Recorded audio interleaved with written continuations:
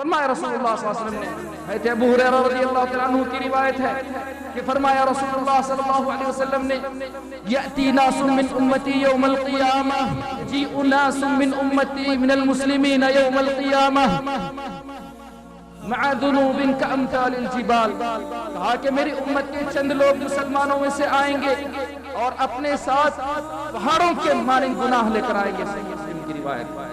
اور بعض کے گناہ سمندر کے جھاگ کے برابر ہوں گے، صحیحین کی روایت ہے۔ فرمایا رسول اللہ صلی اللہ علیہ وسلم نے، من قال 100 مرۃ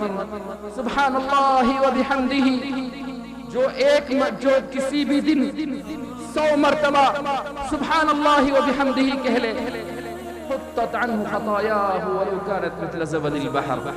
اس کے سارے گناہ مٹا دیے جاتے ہیں چاہے وہ سمندر کے جھاگ کے برابر ہی کیوں نہ ہو۔ سبحان اللہ وبحمدہ۔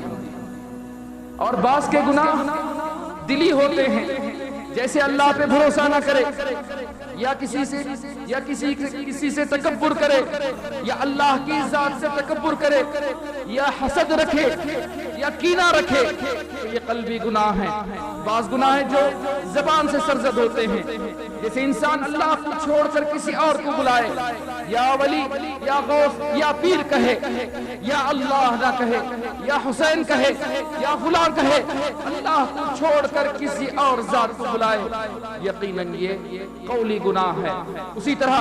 غیر اللہ کی قسم کھائے، اللہ کو چھوڑ کر کسی اور کی قسم کھائے، یا پھر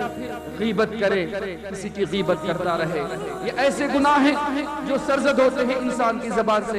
بعض گناہ اس کے کردار سے سرزد ہوتے ہیں، جیسے کسی کا قتل کرے، چوری کرے، یا اس سے بڑھ کر اللہ کے گھر کو چھوڑ کر کسی غیر اللہ کے جہاں جا کر، کسی غیر اللہ کے در پر جا کر، مزاروں پر یا کسی اور پر جا کر اپنے سر کو جھکائے یا اس کا طواف کرے، نعوذ باللہ، یہ بڑا شرک ہے اور عین شرک ہے۔